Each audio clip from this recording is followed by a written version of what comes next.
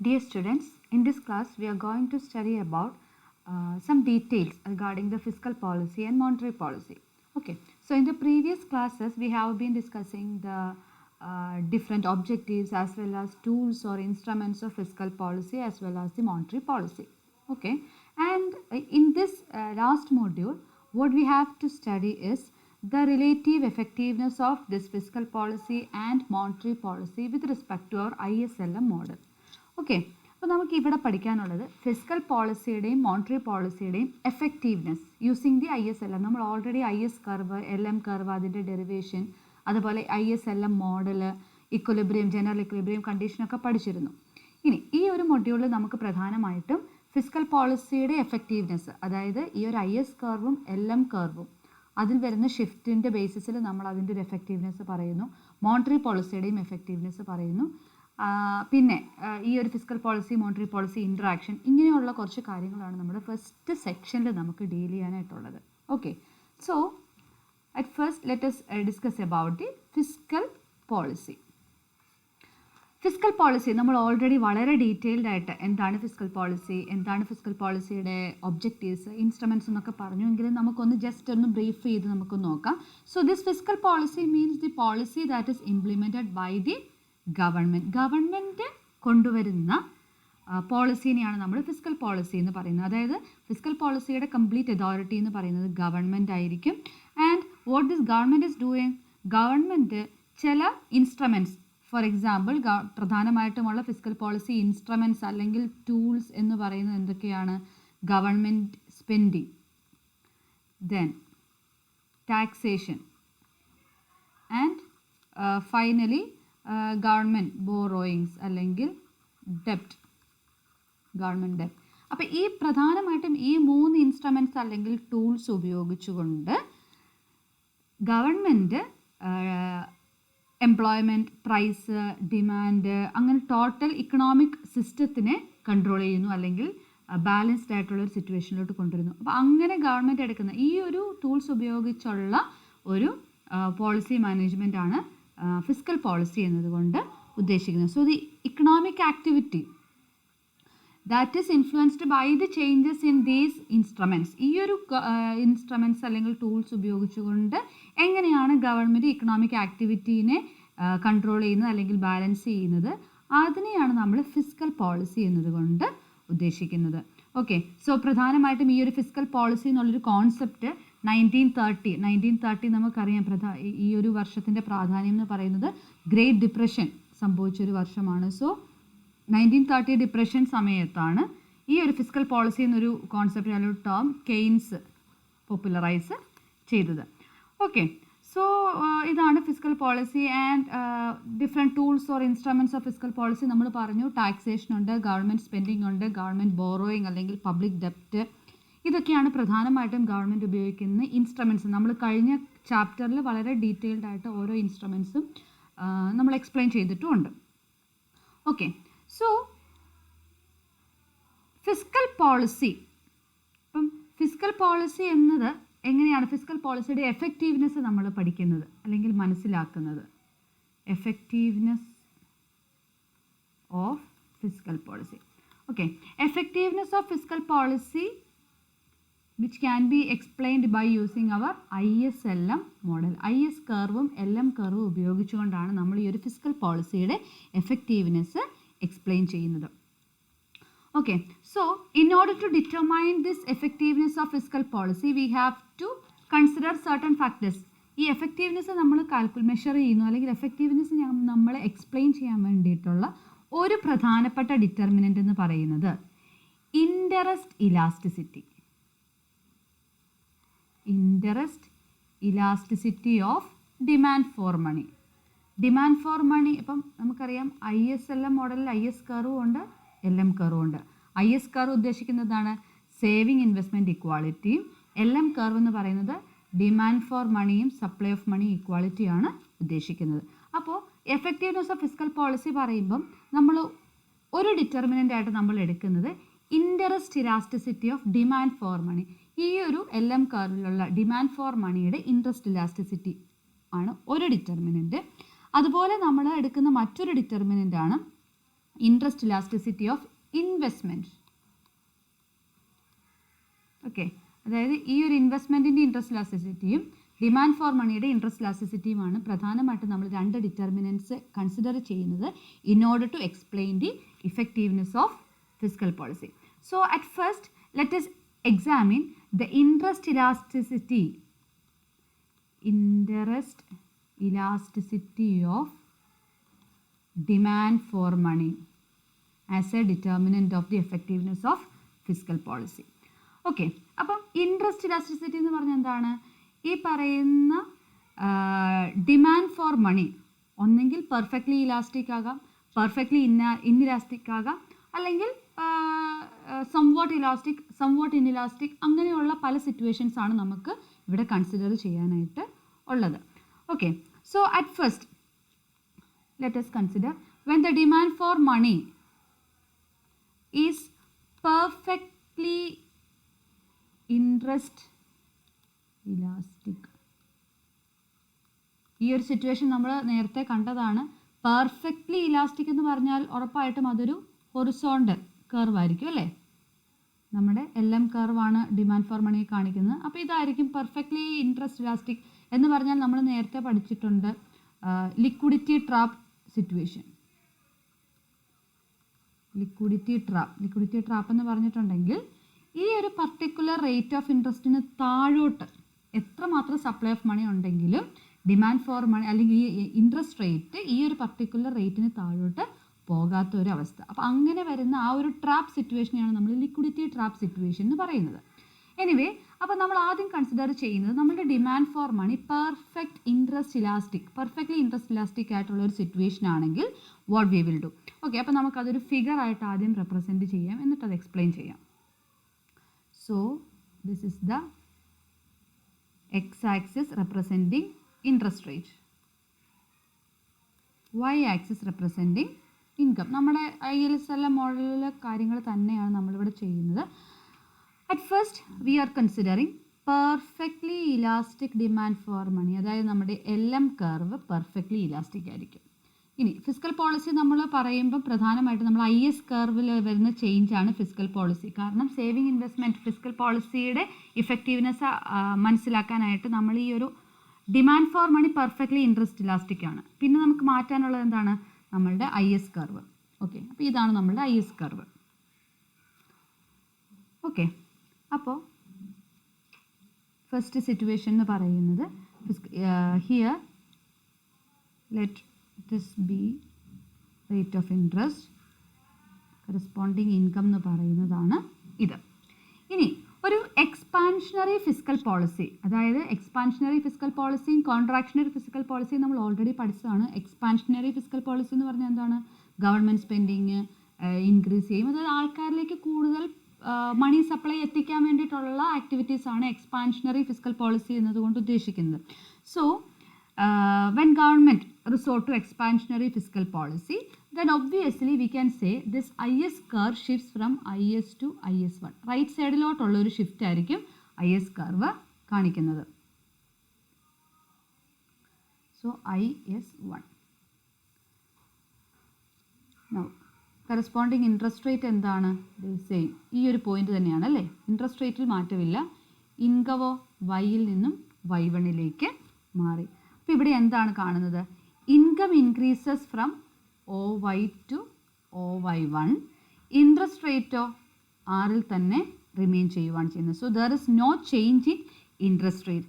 So we can say that since this interest rate is constant in this situation, അതായത് ഈ ഒരു liquidity trap situation അല്ലെങ്കിൽ demand for money perfectly interest elastic ആയിട്ട് നിൽക്കുന്ന സാഹചര്യത്തിൽ ഇവിടെ there is no change in interest rate or interest rate is remaining the same, and there is no decrease in investment to offset the increase in government purchase. അപ്പോൾ government spending ഇവിടെ increase ചെയ്യുമ്പോൾ അതിനോട് ആനുപാതികമായിട്ടുള്ള ഒരു ഇൻവെസ്റ്റ്മെൻറ്റിൽ ഒരു decrease ഇവിടെ കാണാനായിട്ട് സാധിക്കുന്നില്ല.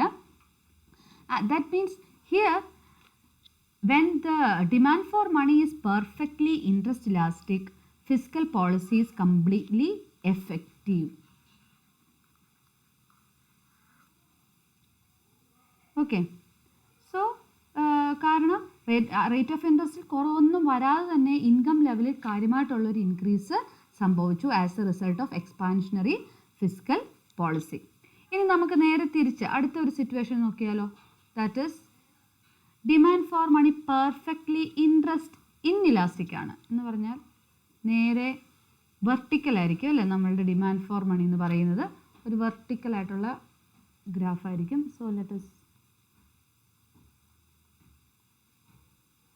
നേരത്തെ തന്നെ നേരെ opposite LM curve will be perfectly inelastic. Then ഇവിടെ റേറ്റ് ഓഫ് ഇൻട്രസ്റ്റ് ആണ്. ദെൻ എക്സ് ആക്സിൽ ഇൻകം ആണ്. ആൻഡ് നേരത്തെ പോലെ തന്നെ IS curve. Okay, rate of interest എന്ന് പറയുന്നത് 6. നൗ കോൺട്രാക്ഷണറി ഫിസ്ക്കൽ പോളിസി വരുന്നു.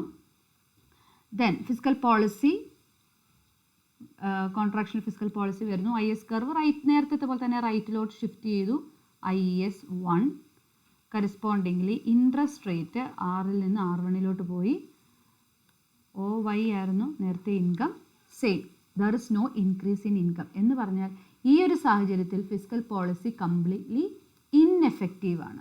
അതായത് ഫിസ്ക്കൽ പോളിസിയിൽ അല്ലെങ്കിൽ IS കർവിൽ ഷിഫ്റ്റ് വന്നിട്ടും റേറ്റ് ഓഫ് ഇൻട്രസ്റ്റ് ഇൻക്രീസ് ചെയ്തിട്ടും there is no change in income ലെവലിൽ ഒരു വ്യത്യാസവും ഇല്ല. So perfect interest inelastic demand for money shows that when there is an expansionary fiscal policy which is represented by a rightward shift in IS curve, then the result is that increase in interest rate from OR to OR1. OR1ലേക്കുള്ളൊരു increase, interest rate increase ചെയ്യും. എന്നാൽ national income remains constant at OY. National ഇൻകത്തിൽ increase ഒന്നും സംഭവിക്കുന്നില്ല. So fiscal policy is completely ineffective. അപ്പോൾ നമുക്കിതിനെ ഒന്ന് വളരെ ഷോർട്ടാക്കി നമ്മൾ പറയുവാണെങ്കിൽ ഫസ്റ്റ് ഡിറ്റർമിനൻറ്റ് നമ്മൾ പറഞ്ഞത് എന്തായിരുന്നു?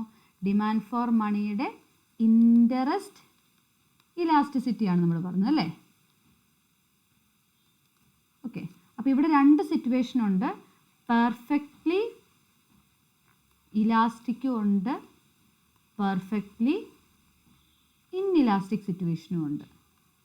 പെർഫെക്റ്റ്ലി ഇലാസ്റ്റിക് എന്ന് പറയുമ്പോൾ നമ്മളുടെ ഫിഗറിൽ LM കർവ് എങ്ങനെയായിരിക്കും? ഹൊറിസോണ്ടൽ ആയിരിക്കും. പെർഫെക്റ്റ്ലി ഇൻഇലാസ്റ്റിക് ആണെങ്കിൽ LM കർവ് വെർട്ടിക്കൽ ആയിരിക്കും. And what is the result? Fiscal policy completely effective ആണ്, ഇവിടെ ഇൻഇഫക്റ്റീവ് ആണ്. സോ പെർഫെക്റ്റ്ലി ഇലാസ്റ്റിക് ആണെങ്കിൽ കംപ്ലീറ്റ്ലി എഫക്റ്റീവ് ആയിരിക്കും ഫിസ്ക്കൽ പോളിസി. അതായത് റേറ്റ് ഓഫ് ഇൻട്രസ്റ്റിൽ ഒരു വ്യത്യാസം വരാതെ തന്നെ ഇൻകം ലെവലിൽ കാര്യമായ ഒരു വർധനവ് കാണാനായിട്ട് സാധിക്കും. അതേസമയം പെർഫെക്റ്റ്ലി ഇൻഇലാസ്റ്റിക് ആണെങ്കിൽ ഇൻകത്തിൽ ഒരു വർധനവും വരികയില്ല, ഇൻട്രസ്റ്റ് റേറ്റിൽ കാര്യമായ ഒരു വ്യത്യാസം നമുക്ക് കാണാം. So that means fiscal policy is completely ineffective. Now so this is two situations. ഇനി if the demand for money is more interest elastic, okay, കൂടുതലായിട്ടും ഇൻട്രസ്റ്റ് ഇലാസ്റ്റിക് ആണെങ്കിൽ we can say fiscal policy is more effective. അത് ഇത്രേ ഉള്ളൂ, നമ്മൾ ഓർത്താൽ മതി. Perfectly elastic ആയിക്കൊണ്ടിരിക്കുന്നതനുസരിച്ച് എഫക്റ്റീവ് ആയിക്കൊണ്ടിരിക്കും, പെർഫെക്റ്റ്ലി ഇൻഇലാസ്റ്റിക് ആയിക്കൊണ്ടിരിക്കുന്നതനുസരിച്ച് അത് ഇൻഎഫക്റ്റീവ് ആയി പോകും എന്ന് പറഞ്ഞിട്ടുണ്ടെങ്കിൽ നമ്മുടെ LM കർവിൻ്റെ ഷേപ്പ് ഈ ഒരു ഹൊറിസോണ്ടൽ പൊസിഷനിലോട്ട് ഇങ്ങനെ വന്നുകൊണ്ടിരിക്കുന്നതനുസരിച്ച് ഫിസ്ക്കൽ പോളിസി ഇഫക്റ്റീവ് ആയിക്കൊണ്ടിരിക്കും. അതേസമയം തിരിച്ച് വെർട്ടിക്കൽ പൊസിഷനിലോട്ട് പോകുന്നതനുസരിച്ച് ഇൻഎഫക്റ്റീവ് ആയിട്ടുള്ളൊരു സിറ്റുവേഷനും ആയിരിക്കും. അപ്പോൾ നമുക്കതും ജസ്റ്റ് ഒന്ന് ഡയഗ്രമാറ്റിക്കലി നമുക്കൊന്ന് നോക്കാം. ഓക്കെ, ഇവിടെ LM കർവ് വെർട്ടിക്കലും അല്ല ഹൊറിസോണ്ടലും അല്ല, നമ്മൾ മോർ ഇൻട്രസ്റ്റ് ഇലാസ്റ്റിക്കും മോർ ഇൻട്രസ്റ്റ് ഇൻഇലാസ്റ്റിക്കുമായിട്ടുള്ള ഒരു സിറ്റുവേഷൻ, അതായത് ഒരു ഫ്ലാറ്റർ സ്റ്റീപ്പർ സിറ്റുവേഷനിലോട്ട് പോവുകയാണെങ്കിൽ. സോ ആദ്യം നമുക്ക് നോക്കാം. Demand for money more interest elastic ആണെങ്കിൽ ഫിസ്ക്കൽ പോളിസി ഇഫക്റ്റീവ് ആയിരിക്കും. അതുപോലെ തന്നെ ലെസ് ഇൻട്രസ്റ്റ് ഇലാസ്റ്റിക് ആണെങ്കിൽ അല്ലെങ്കിൽ മോർ ഇൻട്രസ്റ്റ് ഇൻഇലാസ്റ്റിക് ആകുന്നതനുസരിച്ച് ഫിസ്ക്കൽ പോളിസി ഇൻഎഫക്റ്റീവും ആയിരിക്കും. That means, so let us represent the, ഇതാണ് നമ്മളുടെ IS കർവ്. ഇനി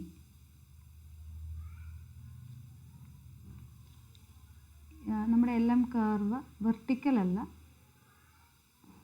സ്റ്റീപ്പർ ആയിട്ടുള്ളൊരു LM കർവ്. സോ നമ്മളുടെ ഇക്വിലിബ്രിയം പൊസിഷൻ ഇതാണ് നമ്മളുടെ ഇക്വിലിബ്രിയം പൊസിഷൻ എന്ന് പറയുന്നത്. ഇനി നമ്മളുടെ ഇൻട്രസ്റ്റ് റേറ്റ് എന്ന് പറയുന്നത്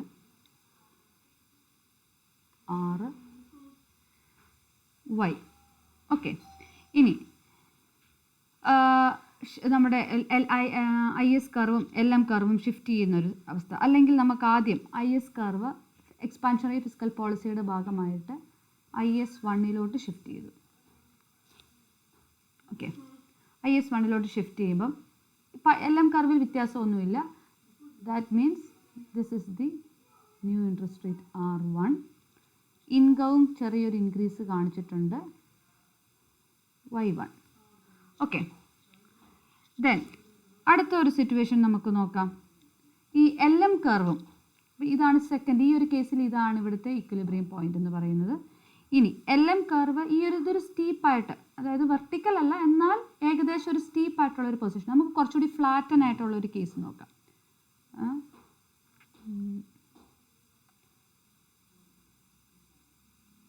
LM1. ഓക്കെ, അപ്പം നമുക്ക് ഈ LM1 സെക്കൻഡ് LM കർവും സെക്കൻഡ് IS കർവും കൂടി നോക്കുവാണെങ്കിൽ ഫസ്റ്റ് നമ്മൾ ഈ സെയിം പോയിന്റിൽ കൂടെ തന്നെ, അതായത് IS കർവ് LM1ഉം ഈ പോയിന്റ് തന്നെയാണ് ആദ്യത്തെ ഇക്വിലിബ്രിയം, അതിലെ മാറ്റമില്ല. അപ്പം ഇതാണ് സെക്കൻഡ് കേസ്. നമ്മുടെ IS1 കർവും LM1 കർവും ഇവിടെയാണ് മീറ്റ് ചെയ്യുന്നത് അല്ലേ.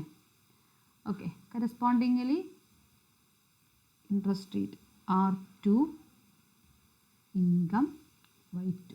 അപ്പോൾ ഇവിടെ നോക്കിക്കേ, LM കർവ് സ്റ്റീപ്പായിട്ട് വരുന്നതനുസരിച്ച് ഇപ്പം ആദ്യത്തെ പോയിന്റ് ഇതായിരുന്നു,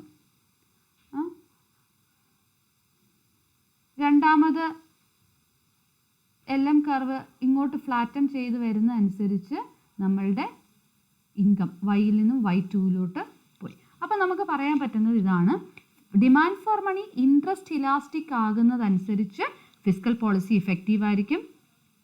demand for money interest inelastic അല്ലെങ്കിൽ ലെസ് ഇൻട്രസ്റ്റ് ഇലാസ്റ്റിക് ആകുന്നതനുസരിച്ച് ഫിസ്ക്കൽ പോളിസി ഇൻഎഫക്റ്റീവ് ആയിരിക്കും. ഓക്കെ, അപ്പം നമ്മൾ ഈ ഒരു ഫിഗറിൽ നമ്മളുടെ ഒറിജിനൽ ഇക്വിലിബ്രിയം ഇതാണ് നമ്മളുടെ ഒറിജിനൽ ഇക്വിലിബ്രിയം. OR ഇൻട്രസ്റ്റ് റേറ്റും OY ആണ് നമ്മളുടെ ഇൻകവും. IS കർവ് ഷിഫ്റ്റ് ചെയ്തു, ISൽ നിന്നും IS1 ഷിഫ്റ്റ് ചെയ്യുമ്പം നമ്മുടെ LM കർവിനെ E1 എന്ന പോയിന്റിലാണ് മീറ്റ് ചെയ്യുന്നത് അല്ലേ. IS കർവ് ഷിഫ്റ്റ് ചെയ്തു, LM കർവിനെ E1 പോയിന്റിൽ ഇൻ്റർസെക്റ്റ് ചെയ്തു. ഇനി ഈ LM കർവ് ഇപ്പോൾ സ്റ്റീപ്പറാണ്, നോക്കിയേ കുത്തനെ നിൽക്കുന്നതാണ്, സ്റ്റീപ്പായിട്ട് തന്നെയാണ് നിൽക്കുന്നത്. ഇതിങ്ങോട്ട് ചെരിയുന്നതനുസരിച്ച് LM കർവ് ഇങ്ങോട്ട് ചെരിഞ്ഞു. ഇനി ഓർത്ത് നോക്കിയേ, അടുത്ത് പറഞ്ഞോളം നമുക്ക് വരച്ച് നോക്കാം. വേറൊരു LM കർവ് കുറച്ചുകൂടി ഫ്ലാറ്ററായിട്ട് വരുമ്പോഴത്തേനും പിന്നെയും ഇൻട്രസ്റ്റ് റേറ്റ് കുറയുകയും ഇൻകം ലെവൽ കുറച്ചുകൂടി കൂടി വരികയും ചെയ്യും. അപ്പോൾ ഇതാണ് E2 എന്ന് പറയുന്നതാണ് സെക്കൻഡ് അല്ലെങ്കിൽ തേർഡ് LM കർവ് ഷിഫ്റ്റ് ചെയ്ത് ഫ്ലാറ്റൻ ആയിക്കൊണ്ടിരിക്കുന്നതനുസരിച്ച് ഇക്വിലിബ്രിയം പോയിന്റിൽ വരുന്നത്. So increase in national income can be seen with a flatter LM curve. LM curve flatter ആകുന്നതനുസരിച്ച് നമുക്ക് നാഷണൽ ഇൻകം ഇൻക്രീസ് ചെയ്യുന്നതായിട്ട് കാണാനായിട്ട് സാധിക്കും. So we can say that fiscal policy is more effective in the case of flatter LM curve. LM curve flatter ആയിട്ട് വരുന്ന സിറ്റുവേഷനിലാണ് more effective. അത് completely effective ആകുന്നത് എപ്പോഴാണ്? LM കർവ് ഹൊറിസോണ്ടലായിട്ട് ഫുള്ളി ഹൊറിസോണ്ടലായിട്ട് വരുന്നൊരു സിറ്റുവേഷനിൽ കംപ്ലീറ്റ്ലി നമ്മുടെ ഫിസ്ക്കൽ പോളിസി ഇഫക്റ്റീവ് ആയിരിക്കും. അപ്പോൾ ഇതാണ് നമ്മുടെ ഫസ്റ്റ് ഡിറ്റർമിനൻറ്റ്. നമ്മൾ എന്തായിരുന്നു പറഞ്ഞത്? ഡിമാൻഡ് ഫോർ മണിയുടെ ഇൻട്രസ്റ്റ് ഇലാസ്റ്റിസിറ്റിനെയാണ് നമ്മൾ ഫസ്റ്റ് ഡിറ്റർമിനൻ്റ് ആയിട്ട് പറയുന്നത്.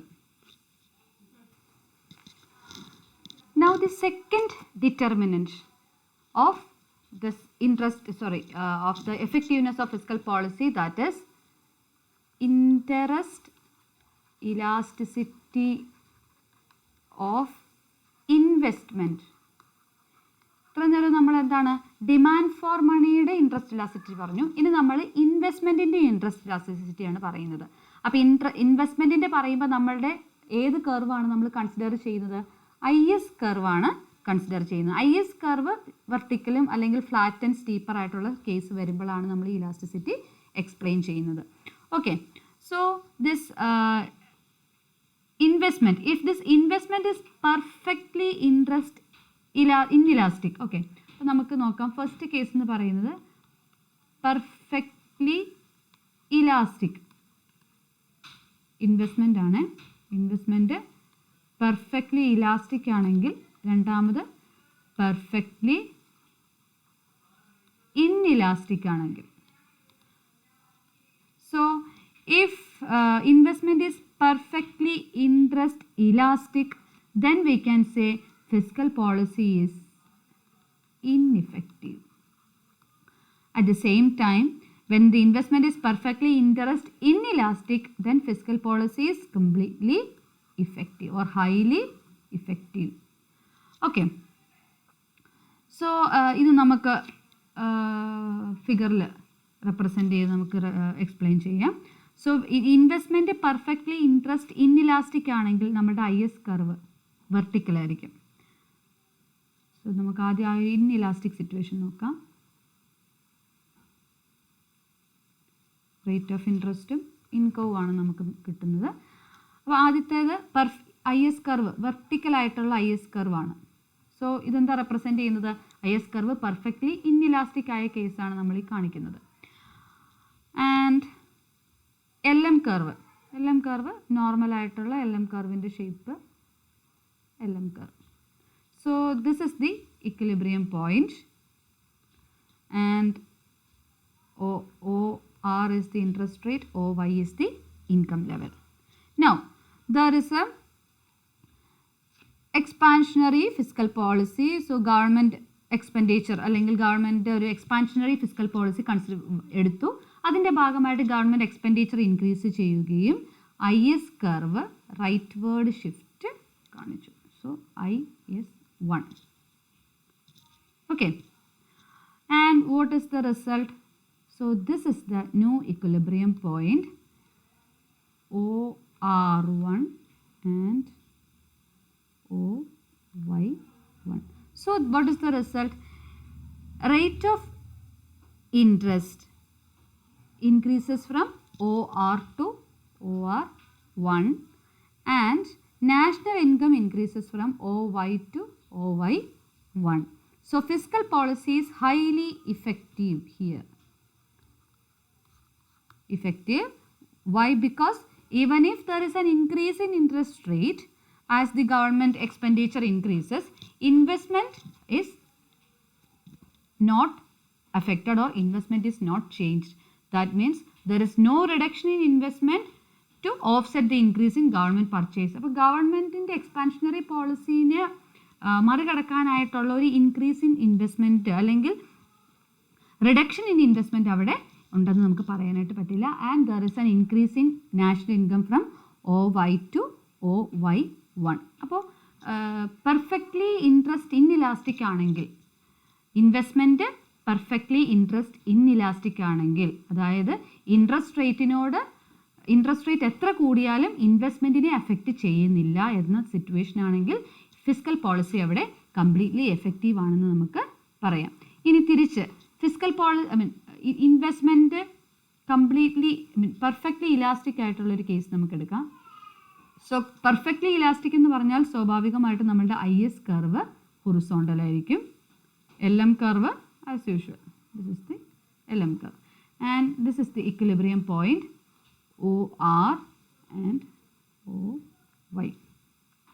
And if the investment is perfectly interest elastic, we can say that fiscal policy is completely ineffective because when investment is perfectly interest elastic, IS കർവ് horizontal ആയിരിക്കും. അപ്പോൾ government expenditure എത്ര മാത്രം increase ചെയ്താലും there is no effect on the interest rate. അപ്പോൾ government expenditure എത്ര കൂട്ടിയാലും ഈ ഒരു IS കർവ് പെർഫെക്റ്റ്ലി ഇലാസ്റ്റിക് ആകുന്നിടത്തോളം ഈ വെർട്ടിക്കൽ ഹൊറിസോണ്ടൽ ആയിട്ട് തന്നെ ഇരിക്കും. And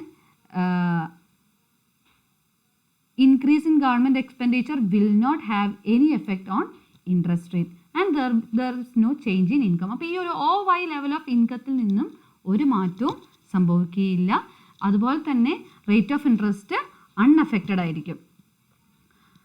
and we can say that rate of interest OR ആയിട്ടും ഇൻകം ലെവൽ OY ആയിട്ടും റിമെയിൻ ചെയ്യും. അതായത് ഇൻട്രസ്റ്റ് പെർഫെക്റ്റ്ലി ഇൻട്രസ്റ്റ് ഇലാസ്റ്റിക് ആണെങ്കിൽ, IS കർവ് ഇൻട്രസ്റ്റ് ഇലാസ്റ്റിക് ആണെങ്കിൽ നമ്മുടെ ഫിസ്ക്കൽ പോളിസി കംപ്ലീറ്റ്ലി ഇൻഎഫക്റ്റീവ് ആണെന്ന് നമുക്ക് പറയാനായിട്ട് സാധിക്കും. So this is the case of interest elasticity of investment for explaining the effectiveness of fiscal policy. അപ്പോൾ ഇൻവെസ്റ്റ്മെൻറ്റിൻ്റെ ഇൻട്രസ്റ്റ് ഇലാസ്റ്റിസിറ്റിയിൽ ഇൻട്രസ്റ്റ് പെർഫെക്റ്റ്ലി ഇൻഇലാസ്റ്റിക് ആയിട്ടുള്ള ഒരു സിറ്റുവേഷനിൽ ഇൻവെസ്റ്റ്മെൻറ്റ് പെർഫെക്റ്റ്ലി ഇൻട്രസ്റ്റ് ഇൻഇലാസ്റ്റിക് ആയിട്ടുള്ള കേസിൽ മാത്രമാണ് നമുക്ക് ഫിസ്ക്കൽ പോളിസി കംപ്ലീറ്റ്ലി എഫക്റ്റീവ് എന്ന് പറയാനായിട്ട് സാധിക്കുന്നത്. ആൻഡ് തേർഡ് കേസ് നമുക്കപ്പോൾ നോക്കേണ്ടതുണ്ട്, എന്താണ് മോർ ഇഫക്റ്റ്, അതായത് റിലേറ്റീവ്ലി ഇൻട്രസ്റ്റ് ഇലാസ്റ്റിക്. ഇൻവെസ്റ്റ്മെൻറ്റ് എന്ന് പറയുന്നത് പെർഫെക്റ്റ്ലി ഇലാസ്റ്റിക്കും പെർഫെക്റ്റ്ലി ഇൻഇലാസ്റ്റിക്കും നമ്മൾ നോക്കി. ഇനി more elastic or less elastic ആയിട്ടുള്ള ഒരു സിറ്റുവേഷൻ എങ്ങനെയാണെന്നും കൂടെ നമുക്ക് നോക്കണം. That is fiscal policy is more effective if investment is relatively interest inelastic. അപ്പോൾ നേരത്തെ പറഞ്ഞതിൻ്റെ ഒരു കണ്ടിന്യൂഷൻ തന്നെയാണ്. അതായത് പെർഫെക്റ്റ്ലി ഇൻട്രസ്റ്റ് ഇൻഇലാസ്റ്റിക് ആണെങ്കിൽ നമ്മൾ പറഞ്ഞു ഫിസ്ക്കൽ പോളിസി ഇഫക്റ്റീവ് ആണ്. അപ്പോൾ ഈ ഇൻട്രസ്റ്റ് ഇൻഇലാസ്റ്റിക് ആയിട്ടുള്ള കേസിലോട്ട് വരുന്നതനുസരിച്ച് ഫിസ്ക്കൽ പോളിസി ഇഫക്റ്റീവ് ആയിക്കൊണ്ട് ഇരിക്കും. അപ്പോൾ പെർഫെക്റ്റ്ലി ഇൻട്രസ്റ്റ് ഇൻഇലാസ്റ്റിക് അല്ലെങ്കിൽ പോലും കൂടുതലും ഇൻഇലാസ്റ്റിക് കേസായിട്ട് സിറ്റുവേഷനിലോട്ട് വരുന്നതനുസരിച്ച് നമുക്ക് പറയാനായിട്ട് സാധിക്കും ഫിസ്ക്കൽ പോളിസി ഇഫക്റ്റീവ് ആയിരിക്കും. അല്ലെങ്കിൽ IS കർവ് കൂടുതൽ സ്റ്റീപ്പായിട്ട് പോകുന്നതനുസരിച്ച് ഫിസ്ക്കൽ പോളിസി ഇഫക്റ്റീവ് ആയിരിക്കും. കൂടുതൽ ഫ്ലാറ്റൻ ആയിട്ട് പോകുന്നതനുസരിച്ച് അത് ഇൻഇഫക്റ്റീവും ആയിരിക്കും. ഓക്കെ, നമുക്കതും ജസ്റ്റ് ഒരു ഫിഗറിൽ നമുക്ക് റെപ്രസെൻറ്റ് ചെയ്യാം.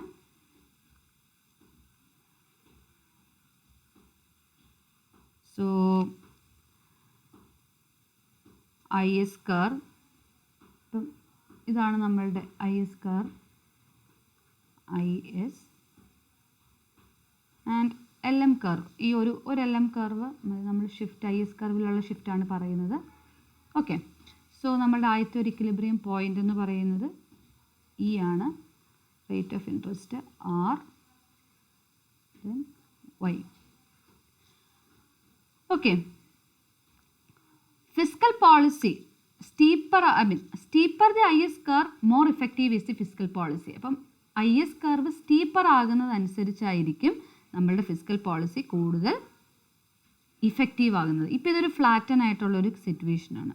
നമുക്ക് കുറച്ചുകൂടി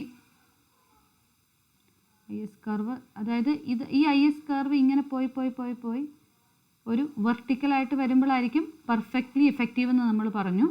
അപ്പോൾ പെർഫെക്റ്റ്ലി ഇൻഇലാസ്റ്റിക് ആയിട്ടുള്ള കേസ് എന്ന് പറഞ്ഞാൽ IS കർവ് കൂടുതൽ സ്റ്റീപ്പറായി. ഇപ്പം നമുക്ക് നോക്കാം, ഈ ഒരു കേസ് നോക്കിക്കേ, ഇപ്പോൾ ഒരു IS 2 അല്ലെങ്കിൽ നമുക്ക് ഈ LM കർവ് തന്നെ, സോറി, ഇത് അപ്പോൾ നമ്മൾ ഇവിടെ IS 2 എടുത്തു. ഇപ്പോൾ ഇവിടെ നോക്കിക്കേ, റേറ്റ് ഇൻട്രസ്റ്റ് റേറ്റിൽ ചെറിയൊരു ഇൻക്രീസ് വന്നിട്ടുണ്ട്, ഇൻകം OY1 എന്ന് പറഞ്ഞിട്ടുണ്ടെങ്കിൽ എന്താണ്, ഇത് നേരത്തെ അത്രയും ഫ്ലാറ്റൻ അല്ല, കുറച്ചുകൂടി സ്റ്റീപ്പറായി. ഇനി നമ്മൾ ഇങ്ങോട്ട് സ്റ്റീപ്പായിട്ട് പോകുന്നതനുസരിച്ച് നമുക്ക് കാണാം ഇൻട്രസ്റ്റ് റേറ്റ് ചെറിയൊരു ഇൻക്രീസും ഇൻകത്തിൽ കാര്യമായൊരു ഇൻക്രീസും വരുന്നതായിട്ട് കാണാം. And this IS curve, when this IS curve is becoming steeper and steeper, ഇങ്ങനെ പോയി ഇത് വെർട്ടിക്കലായിട്ട് വരുമ്പോഴത്തേക്കും പെർഫെക്റ്റ്ലി ഇഫക്റ്റീവ് ആയിട്ടുള്ള ഒരു സിറ്റുവേഷനാണ് നമുക്ക് കാണാനായിട്ട് സാധിക്കുന്നത്. അപ്പം ഇൻക്രീസ്ഡ് ഗവൺമെൻറ് എക്സ്പെൻഡിച്ചർ ഇൻക്രീസ് ചെയ്യുന്നതനുസരിച്ച് when this government expenditure increase shift the flatter IS curve, IS കർവിനെ ISൽ നിന്നും IS2 അങ്ങനെ പോയി ഈ ഒരു ഫ്ലാറ്റ് സ്റ്റീപ്പർ ആയിട്ടുള്ളൊരു സിറ്റുവേഷനിലോട്ട് വരുന്നത് അനുസരിച്ച് ഇൻകം ലെവൽ ഇൻക്രീസ് വരും, ഫിസ്ക്കൽ പോളിസി കംപ്ലീറ്റ്ലി എഫക്റ്റീവ് ആകും. അതേപോലെ തന്നെ ഇത് ഫ്ലാറ്ററായി പോകുന്ന, ഇപ്പോൾ ഇത് കൂടുതൽ ഫ്ലാറ്ററായിട്ട് പോകുന്ന സിറ്റുവേഷൻ അനുസരിച്ച് ഇത് ഉണ്ടോ ഇവിടെ വരുമ്പോഴത്തേനും പെർഫെക്റ്റ്ലി ഇലാസ്റ്റിക് ആയിട്ടുള്ള കേസാണ്. അതനുസരിച്ച് ഫിസ്ക്കൽ പോളിസി ഇൻഎഫക്റ്റീവ് ആയിരിക്കും. So we can say that fiscal policy is more effective when investment is relatively interest inelastic. ഇൻവെസ്റ്റ്മെൻറ്റിൻ്റെ കാര്യത്തിൽ അപ്പം ഫിസ്ക്കൽ പോളിസി നമുക്കിതിനൊന്ന് ഷോർട്ട് സമ്മറൈസ് ചെയ്യുവാണെങ്കിൽ ഫിസ്ക്കൽ പോളിസിയുടെ എഫക്റ്റീവ്നെസ് ആണ് നമ്മൾ പറഞ്ഞത്. 2 ഡിറ്റർമിനൻസ് ആണ് ഉള്ളത്. ഒന്ന് ഡിമാൻഡ് ഫോർ മണിയുടെ ഇൻട്രസ്റ്റ് ഇലാസ്റ്റിസിറ്റിയും 2 ഇൻവെസ്റ്റ്മെൻറ്റിൻ്റെ ഇൻട്രസ്റ്റ് ഇലാസ്റ്റിസിറ്റി.